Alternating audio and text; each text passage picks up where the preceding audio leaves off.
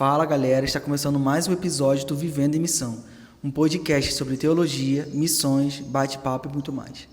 Hoje estamos aqui com o professor André e professor, já quero te agradecer pela oportunidade de você estar aqui com a gente conversando.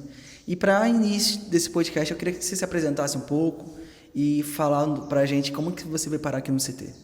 Oi Gabriel, que legal. Oi gente, tudo bom? Olha, minha caminhada no Evangelho, ela sempre foi conectada à ação missionária. Acho que eu acabei de me converter e já fui sendo envolvido pela evangelização, né? Com paixão, com graça de Deus, mas a necessidade de evangelizar. E aí no chamado, no ministério, essa área missionária sempre foi muito intensa. E hoje, mais dedicadamente, eu estou envolvido com plantio de igrejas, né? A obra missionária nesse foco específico de plantio de igrejas. Sou pastor presbiteriano, sou casado com a Daiane, pai do Gabriel e da Yasmin. E em razão desse envolvimento com plantio de igreja, dentro da nossa denominação, a Igreja Presbiteriana, eu tive bastante contato com a Mais, justamente por causa das demandas da Mais com relação ao apoio a refugiado, né?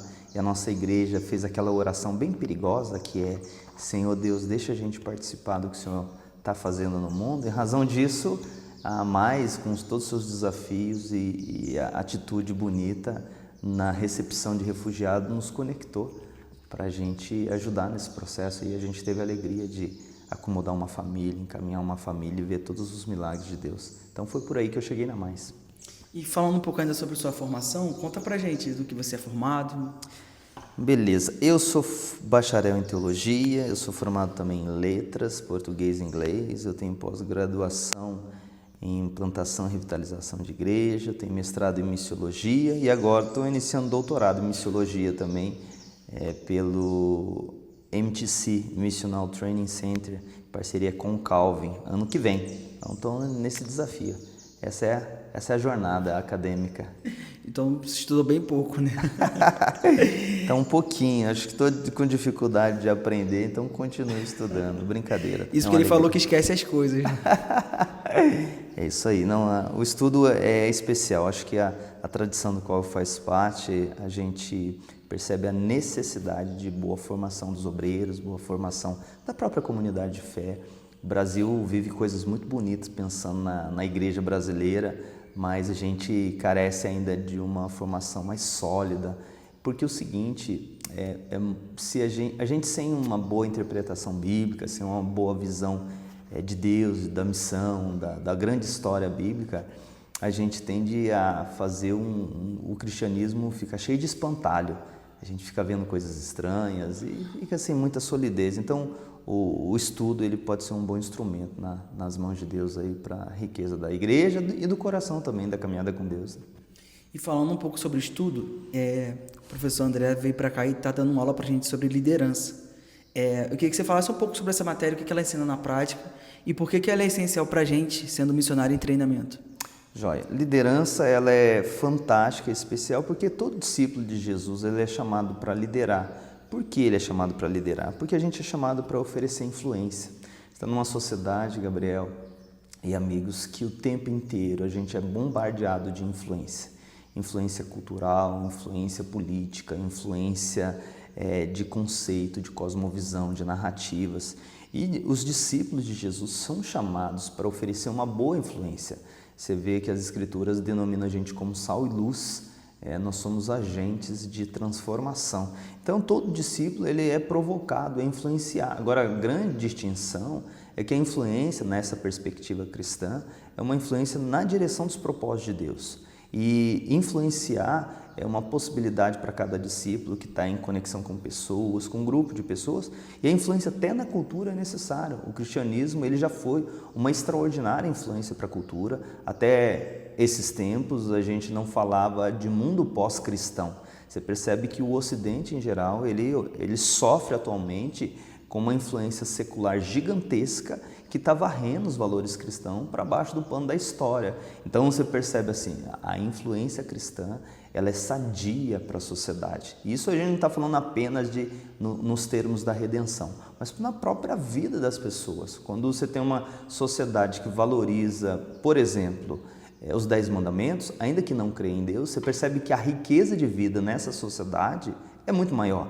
E na ausência disso, você percebe o caos também, o desespero, porque os valores de Deus, ele faz bem para as pessoas, ainda que elas não reconheçam o Salvador. Quando um discípulo de Jesus percebe isso e entende que ele, como um agente do bem, como um agente da missão de Deus, como um povo chamado para ser povo de contraste, ele tem muito o que fazer pela sociedade. Então ele proclama a salvação, mas testemunha também acerca do bom jeito de viver que Deus nos oferece. E em razão disso, todo discípulo de Jesus, missionário, pastor, líder de forma geral, ou não, ou o cristão, o discípulo que se acha assim, poxa, a minha função é mais simples. Ele é chamado, porque ele está em ambientes de influência, na escola, no trabalho, na família, ele é um agente de influência. E influenciar para quê?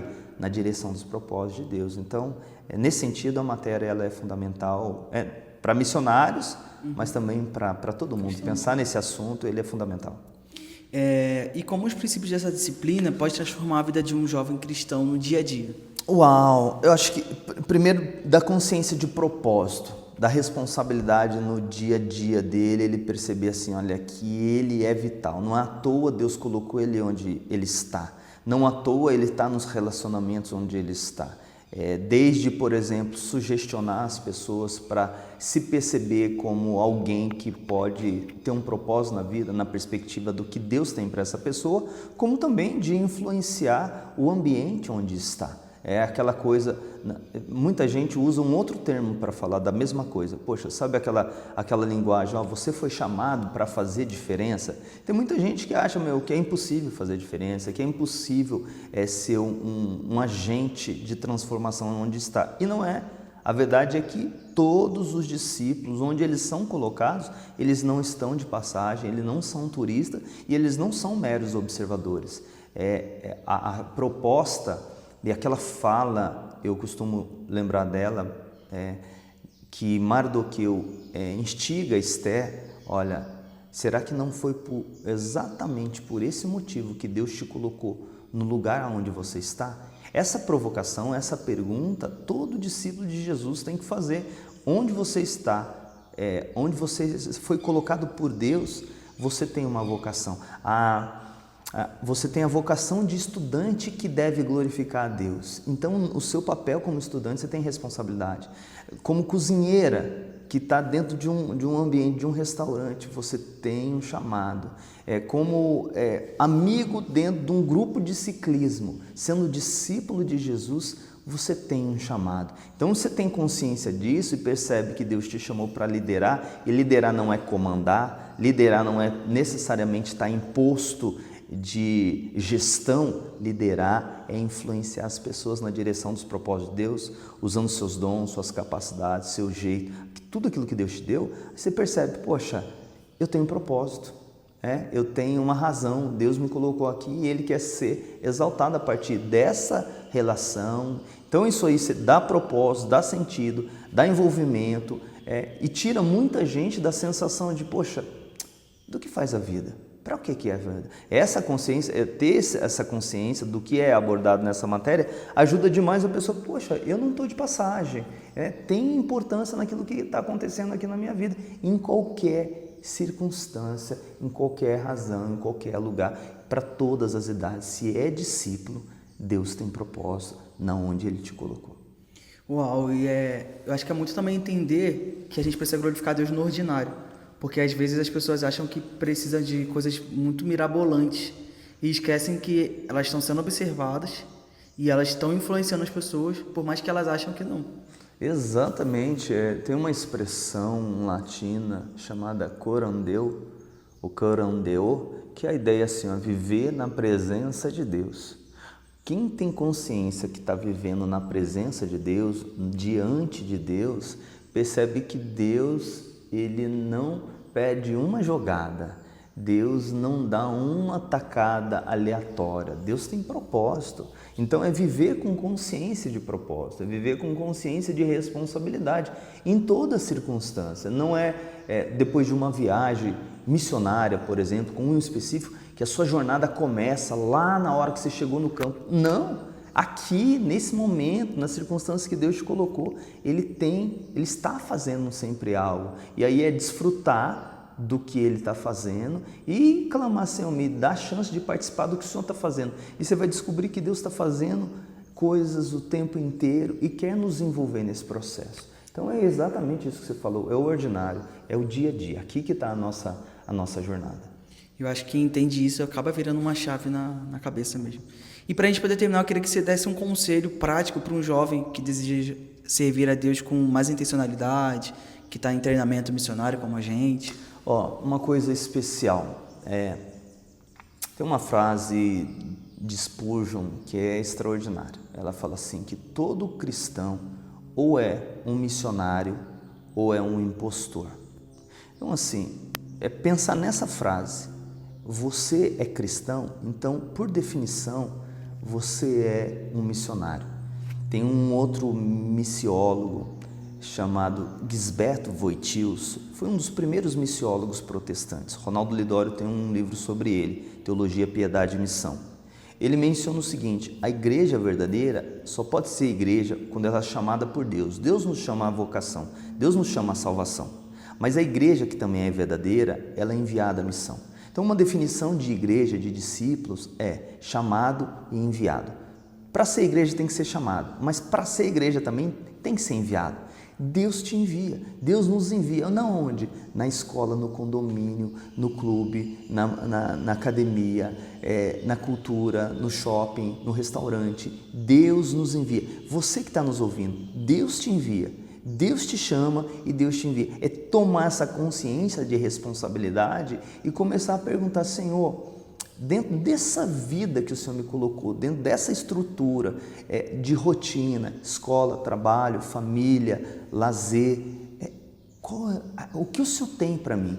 E aí, nessa pergunta, começar a descobrir, sim, que Deus tem propósito, que você foi colocado na conexão por pessoas e Deus quer que você viva como um agente da luz do Senhor, mas viva também como um arauto que aponta o caminho para todo aquele que tem fome saber onde saciar essa fome. E quem sacia essa fome é o nosso Rei, o Senhor Jesus, que é o pão da vida. É isso. Uau! Então, professor, chegamos no final do podcast, queria te agradecer. Você tem alguma consideração final para poder falar? Valeu, agradecido, Gabriel, que bom. Continua nessa jornada, nessa missão. Um beijão para todos os ouvintes aí e espere que tem muita coisa boa nesse podcast aí. Então é isso, pessoal. Valeu e até a próxima.